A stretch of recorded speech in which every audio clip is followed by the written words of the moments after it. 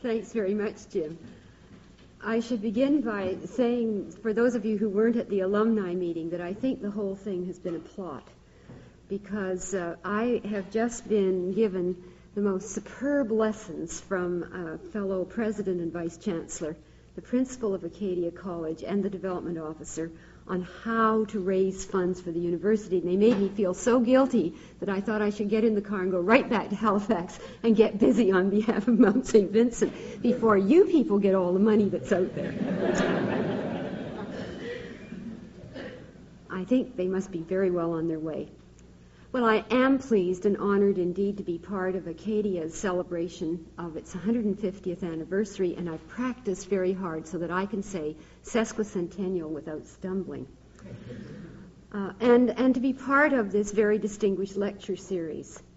I'm particularly pleased to become acquainted with fellow Baptists in this part of Canada, and I'm most impressed indeed, and I say this very genuinely, with the role of the Acadia Divinity College and the part it has played in Canada, and certainly in terms of the graduates you have sent right across this country and beyond our borders. My own heritage as a Baptist stems really from my father's family. My grandparents emigrated here from England and settled in Ontario and became active Baptists there, and then in Winnipeg when my father moved there to establish a business. My own participation, as you've heard tonight, has really been in central and western Canada. So I look forward to this next few days when I expect to become more and better acquainted with you and with the church in this part of Canada, and to enter into dialogue with you and discussion as we follow up on these lectures. I expect I'll become much better informed and that you'll have a chance to perhaps introduce me to some of the features of the Baptist community here in Atlantic Canada. One of the things that Jim did not mention in his introduction was the fact that he was part of the Hayward Lecture Series last year. A very impressive series indeed. I've managed to have a copy of the lectures that were presented and read them with great interest, because at that time there was presented to you a review of the historic contributions Baptists have made to post-secondary education in Canada. That record, as it stands, is impressive, but it represents only a part of a very much larger story, the broader account which was given and presented in the 1987 series of heritage papers which portrayed the contributions of Baptist to Canadian society as a whole. In this, the 1988 Hayward series, it is not my intention to continue the historical account of significant people and events. Instead, I will begin with a general description of some of the developments taking place in post-secondary education in Canada today and how these changes might affect the future for the Church's role in post-secondary education, with special reference to that part of the Christian Church in which Acadia has its roots. I will begin with an account of the expansion of the post-secondary education system, including the introduction of several new denominationally related or church-based institutions. In the second lecture, I will explore the notion of what counts for knowledge in post-secondary education and some of the questions related to academic freedom, the concept of revelation, and the role of belief in our way of knowing. Using that exploration as a background for the third lecture, I shall consider what it means to develop a Christian mind. Finally, I hope to set out some of the implications of all of these matters for the Christian as an individual, for the church locally, for the denomination, and for universities and other institutions in the post-secondary education system in Canada. I wish to state at the outset that I speak from the point of view of someone who is a convinced Christian, associated along with Acadia Divinity College in that part of the Church Universal which calls itself Baptist. I also speak as a member of the teaching profession, as a professor and an administrator who has always practiced in schools and institutions that are part of the public education system in Canada. The ideas I hope to present throughout this series of lectures derive largely from my observations and experiences, from my reflections on what it means for me to be a follower of Christ. The scope of these lectures is necessarily limited, therefore, partly by the time available, but largely by the nature and extent of my own understanding. I have much to learn, and I welcome the opportunity the Hayward Lecture Series affords me to engage in discussion and further exploration of matters related to the church and post-secondary education along with you. Two events during the course of 1987-88 have come together, making it particularly appropriate to focus on the relation of the church to post-secondary education in this series of lectures. The celebrations here at Acadia University and the National Forum on Post-Secondary Education in Canada are both unusual events. The former, because we have so few universities in Canada with a history as long and as distinguished as is Acadia's, and the latter because Canadians have never before convened a national forum to address issues that are so firmly fixed within provincial and territorial jurisdictions. The very fact that a national meeting on post-secondary education in Canada took place in Saskatoon actually, in October 1987, is an indication of the widespread interest and concern shared by a large number of Canadians.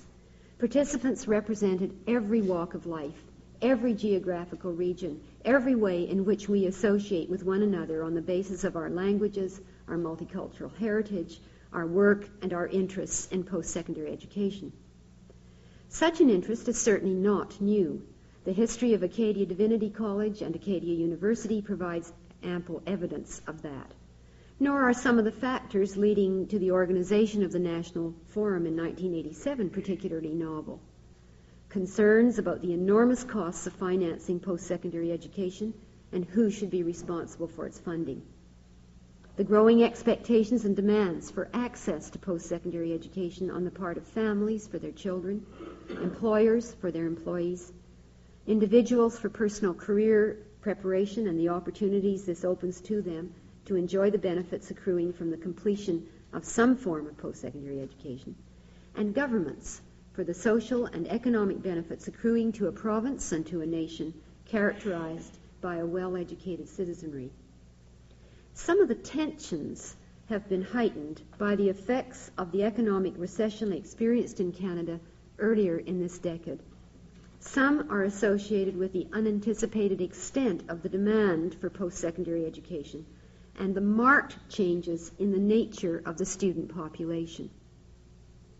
While the proportion of people in Canada aged 18 to 24 years has been decreasing, the numbers of people in that age group expecting to attend a post-secondary institution has been increasing.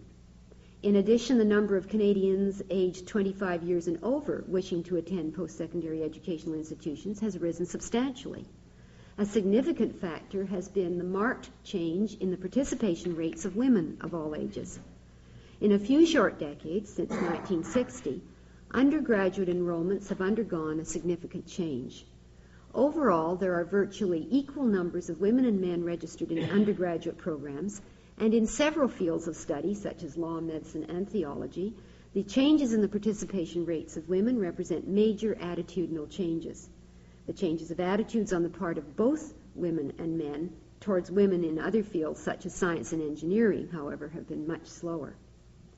Besides the change in expectations and attitudes of high school graduates and their families, conditions in the economy, and a recognition that Canada's performance in business and industry must keep pace with worldwide developments, have added force to the demand for access to post-secondary education. University and college programs proved to be an attractive alternative for many who were unable to find employment after completing high school as a result of the recession. At the same time, government and employers urged Canadians to become technically sophisticated, skillful in the creation and use of new means of doing things, and well prepared to participate successfully in the world economy, thereby creating a better future for themselves and for Canada. Many people have responded by seeking further education. Some choose to retrain themselves for new or different job opportunities. Others look for continuing professional and career education programs to keep them current in areas of new knowledge and changing practice in their own fields.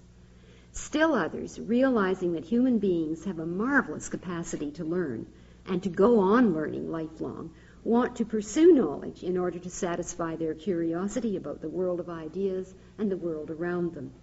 The ways adults view themselves as learners have changed.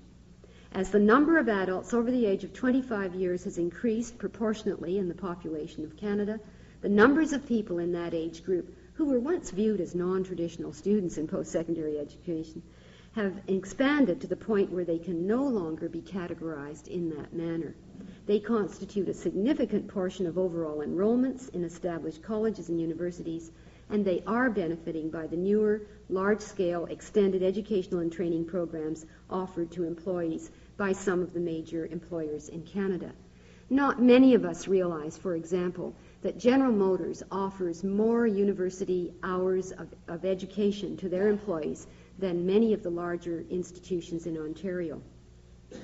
Some of these students study on a part-time basis. Some take periods of leave for study full-time. Some take advantage of courses offered through distance education arrangements. Others want to be able to attend classes and use libraries and laboratories late afternoon and evenings and on weekends. And I'm going to argue later on that all of these things have very real implications for the local church and for the denomination. Now, I wrote this next paragraph before I knew about what was going to be happening at Acadia this week. So I hope you'll believe me when I say that the overall demand for access to post-secondary education has not only increased markedly and suddenly, but the funding for post-secondary education has not. The results are clearly seen now in greatly increased class sizes, faltering library collections, deteriorating physical plants that all reflect the internal measures taken by us in the institutions to support our efforts to meet a whetted appetite for post-secondary education in Canada. And if any of the faculty union members are here, I again say that I did not have you in mind when I wrote that. There are several other implications of the burgeoning demand for access to post-secondary education, and particularly for access to university programs. While some policymakers have espoused the view that post-secondary education is the key to economic growth and social benefit through research and training, others warn that there is little basis for the expectation that increasing numbers of graduates will be able to find employment. Indeed, there is some fear that a two-tier workforce will evolve, requiring fewer and fewer people qualified for high technology, higher status jobs, and more people required for service sector, lower status jobs demanding little skilled training.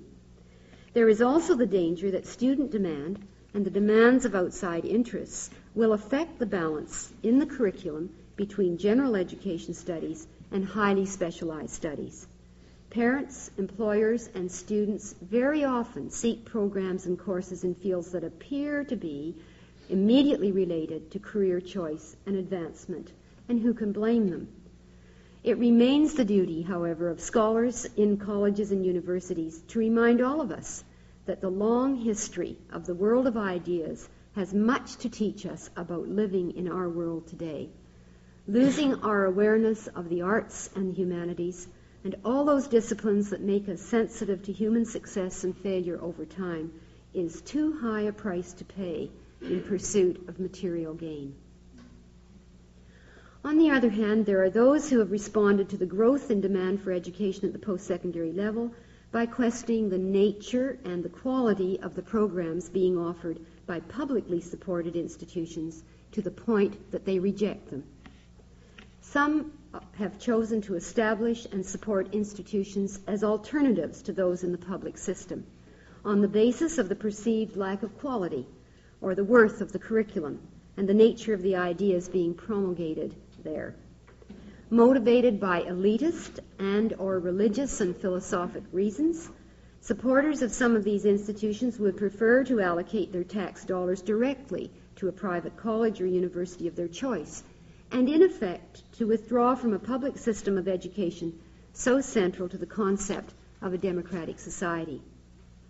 At best, this indicates to me the depth of concern the public has for education and the centrality accorded education in people's minds. A report published in 1988 by the Council for the Advancement and Support of Education in the United States confirms that some of the same kinds of perceptions about post-secondary education pertain in that country as well. Based on the results of the studies conducted by the Council itself, that body concluded that there is a growing polarization between those of us inside and those outside of the universities and colleges, that there is need for better understanding of what citizens want and expect, and what post-secondary education can do and what we are doing to meet these aspirations. Specifically, the Council report identified 4 problematic areas in addition to the need to clarifying the understanding of the role and purpose of post-secondary education. They raised these questions. 1, what counts for quality in post-secondary education? 2, what can we afford to pay and who should pay for post-secondary education? How much opportunity and individual choice should be provided? And 4, how should post-secondary education relate to the workplace and to the economic development of the country? I don't want to take too long, but I have reviewed, for example, the white paper published in the United Kingdom, which addresses that government's view on the purposes of post-secondary education. Here in Canada, the Secretary of State issued a report in 1988 entitled Access to Excellence, and it opens with a statement describing post-secondary education, and I quote, as the drive wheel of Canada's economic prosperity. It emphasizes its important role in economic, social, and cultural well-being in our country. And it uses words like these: generating a more highly skilled workforce and a better informed marketplace, resulting in larger paychecks, higher corporate profits, and improved living standards for all. Stimulating creativity and curiosity, enriching minds and souls, providing individuals with paths to achievement, and improving Canada's capability to participate fully in the global economy. I think what you find there is a kind of a sandwich with economics as the outer crust and the other university-related goals as the filling. While a Canadian report addresses many of the issues being promulgated in the United States and in the United Kingdom along similar lines, there are some differences to be seen in the inclusion of priorities pertaining to the educational goods to be found in realms other than the economic. And I hope, as a Canadian, we keep it that way. In all of the reports, however, there is some degree of recognition accorded to the notion that human beings do not live by bread alone, an acknowledgement that individuals as persons ought to have opportunities to exercise choice and to pursue the life of the mind and of the spirit. And so, once again, the question becomes a matter of balance. It's both an ancient and a modern dilemma. Some of you will recall the account in the Old Testament in the second book of Kings, chapter 16, which warns about the longer-term effects of putting too much emphasis on trade and technological exchange. In his obvious enthusiasm for the newest engineering marvels of that day, the king of Judah was carried away with the ideas that were introduced to him during a visit to Assyria, and to the eventual detriment of his own culture. By displacing the prime religious and political priority that his people had accorded to the worship of the one true God, subsequent events demonstrated that he had jeopardized the long-term welfare of his country and the well-being of his people. Speaking within the current Canadian context, Fraser Mustard posed the question, can we make wise choices about how we take part in this revolution in knowledge and the kind of society we would like to have? He then went on to observe that the ideas and knowledge we hold affect the whole intellectual life of a nation by determining ways of thinking and the standards of its many activities. Recognizing that this is the case, concerned individuals and groups have taken action along several different lines. Some, like Alan Bloom, have raised their voices in warning against an intellectual crisis of such magnitude that it represents a threat to our very civilization. Writing as an American about the university today, he describes the situation in terms of a crisis at the peaks of learning, an incoherence and incompatibility among the first principles with which we interpret the world, an intellectual crisis of the greatest magnitude. Liberal education flourished when it prepared the way for the discussion of a unified view of nature and man's, place in it, which is the best minds debated on the highest level. James McConaughey, president of the University of St. Michael's College in Toronto, in a convocation address to the graduates of the University of Saskatchewan in 1986, reminded them that through most of history, universities have been very conscious that they were forming individuals, moral persons, to take responsibility for the general good. Whatever their convictions and whatever their professional role was to be, the graduates were expected to be imbued with the common ideals of public service and to have learned from the tested experience of past generations in all those difficult areas of practical judgment where technical skill alone would not serve. For this reason, universities were seen in part as repositories of something called wisdom. President McConaughey suggests that this is no longer the case. In the spirit of our age, he sees that there has been a shift towards technique and a concomitant shift away from the ideal of educating for responsibility for the common good. Some Christians in Canada have become so concerned about the changing priorities in post-secondary education that they have established new institutions. Undergraduate institutions such as Trinity Western in British Columbia, Redeemer College in Ontario, the King's College in Alberta, and the Atlantic Baptist College in New Brunswick have been founded in recent years. Graduate-level institutions such as Regent in British Columbia, the Institute for Christian Studies in Ontario are two examples at the graduate level. All of these institutions, I would argue, have been founded and are being supported by those who are critical of the kinds of knowledge being given priority in the public domain to the almost total exclusion of inquiry and studies to the development of a Christian worldview and its implications for life on this planet and for ultimate human values. Most of these institutions have been recognized as degree-granting bodies, duly authorized by the appropriate provincial authorities and recognized by the Association of Universities and Colleges of Canada. Add to these the colleges and universities where the established churches have long maintained the right and the desire to fulfill their role as critics of ideas and of society, and the desire to fulfill, and the numbers of alternative non-degree granting post-secondary institutions such as the Baptist Leadership Training School and the Baptist Leadership Education Center, and it can be seen that Canadians have retained the right to choose to be dissenters from the state, quote, religion of the day, one that is embodied in a widespread belief in science, technology, and commerce as the collective saviors of humankind and the guarantors of the good life. In addition to these formally established institutions, a number of parachurch organizations have long been present on campuses in Canada. Tonight at dinner, I was very interested in speaking with the new president of your alumni association to find out that both of us have a background securely based in InterVarsity Christian Fellowship, an organization, a parachurch organization that's been supported primarily by Christians who want to ensure that students in post-secondary education are given opportunities to hear the message of the gospel, to think through the implications of that message for themselves, for our nation, and for the world. But groups such as these remain outside of the formal structures of post-secondary education. Their long-term contributions accrue when members graduate and take up employment, practice professions, and enter spheres of responsibility in employment and in public service, in the home, and in the church.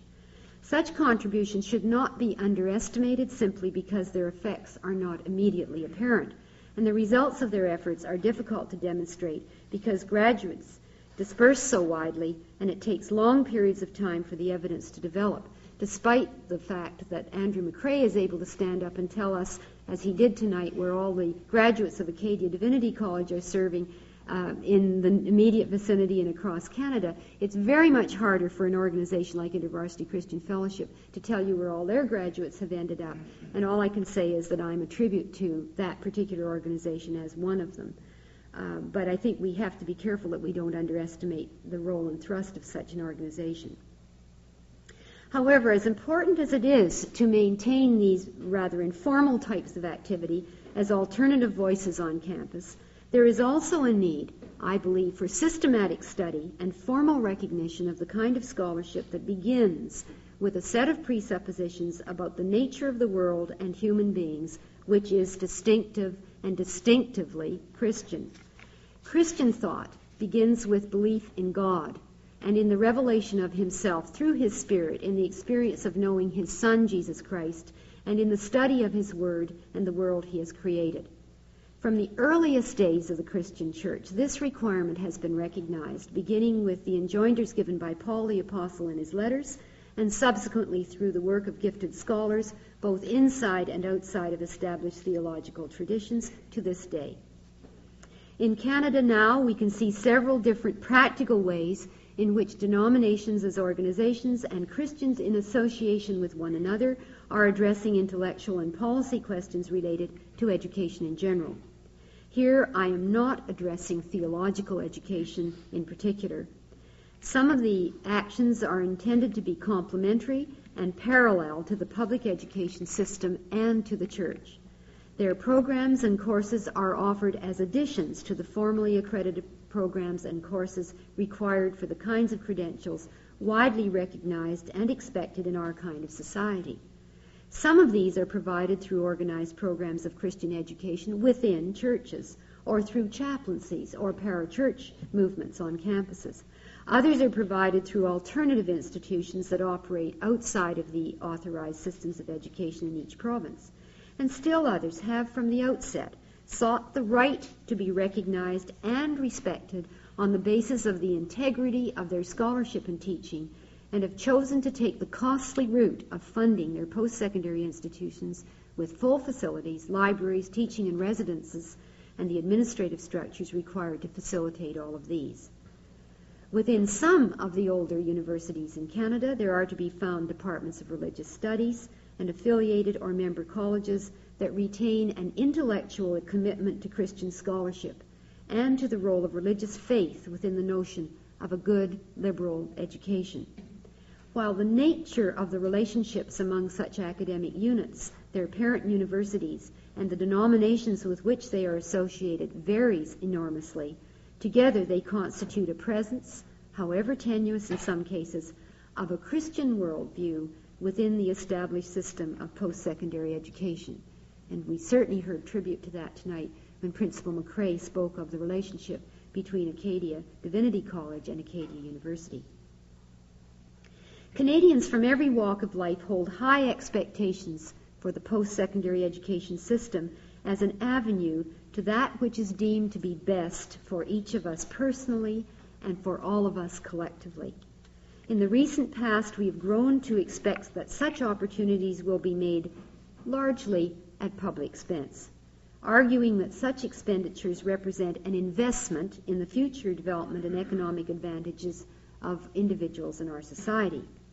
Increasingly, there are serious questions being raised about the justice of allocating public funds to the advantage of the select group of us who gain access to post-secondary education and who thereby obtain the means to gain even greater advantage at the cost of those less advantaged.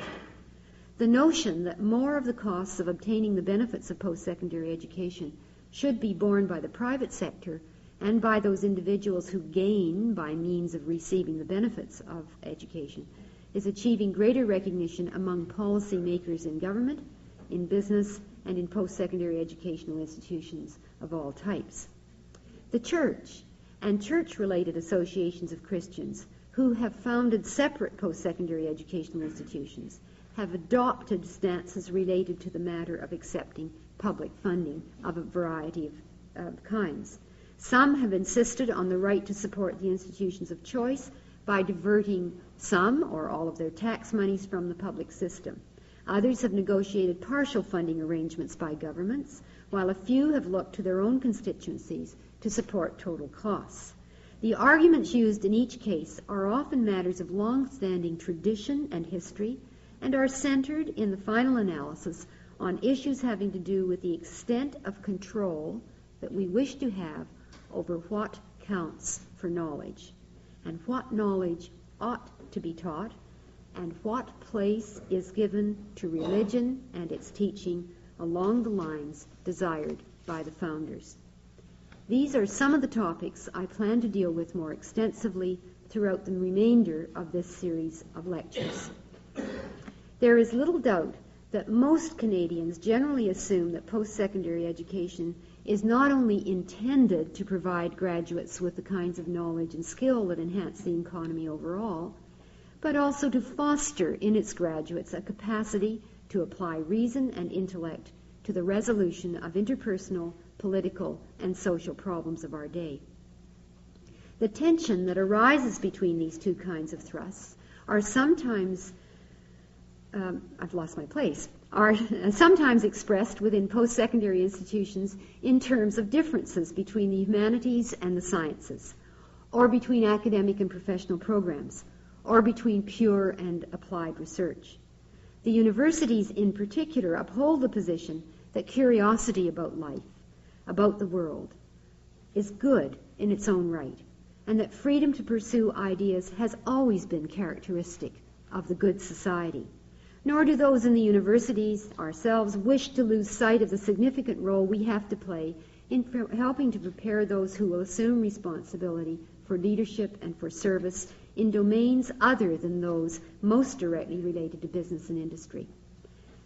In addition, the post-secondary education system in Canada has assumed a large part of the responsibility for preparing people to adapt to changes in the kinds of knowledge essential for understanding and the use of new inventions, and being able to make the best use of these in the workplace and in daily life.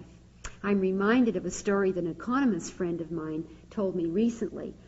This economist is very well educated indeed. He works for the Conference Board of Canada and is prepared to make all sorts of very elaborate calculations and long-term projections on behalf of all of us and advising government. And he told me that he decided to buy one of these wonderful new thermostats that you can program so they turn your furnace on and off depending on the time of day and season of year and so on. So he went down to the local hardware store where these were sold, and he found out there was a marvelous sale on. Instead of having to pay well over $100, he got the thing for $35. He was absolutely delighted and went home. And thereafter spent 5 to 6 hours trying to figure out how to make it work and how to get it installed. So the next time he went back to the store, he said to the owner, that's really quite a wonderful thermostat I bought from you. Well, how come it was on sale? And he said, quite frankly, it's because very few people can understand how to use it, and therefore I couldn't sell them and get rid of them. So I think it's quite real. Our own experience, you and I mean, you have to set that digital watch or clock or whatever. I mean, it can be very confusing. So we do need to teach those sorts of things. I'm not for one moment underestimating the fact that that's needed. We need it in the workplace. We need it in daily life. And the demand for retraining and upgrading programs becomes urgent under these circumstances. But these things place the emphasis on the here and now. They give short shrift to classes intended to provide opportunity to our students to reflect on the long-term implications of what we are doing. Post-secondary institutions today are more hard-pressed than ever to safeguard the search for wisdom, to be shapers of society's values rather than mere reflections of them. As Christians, as a church, we are convinced that God has spoken and continues to speak to people about how to live the good life, about priorities in our lives as individuals, about priorities for families and communities and churches, about priorities for societies and nations. Professors who teach and conduct research within the academic disciplines and fields of study often address the same issues from a variety of perspectives, or else they deliberately avoid or exclude reference to such issues according to their particular set of assumptions on which their scholarship happens to be based. Fortunately, the Canadian public has affirmed and keeps on affirming the right to freedom of speech and freedom of religion. Within our post-secondary educational institutions, we are expected to provide opportunities to exercise those freedoms in ways that balance a commitment to respect individual rights within a commitment to foster the good of all. Those same freedoms make it possible to present ideas developed by those whose views are rooted in the experience of knowing God through Jesus Christ and His Spirit.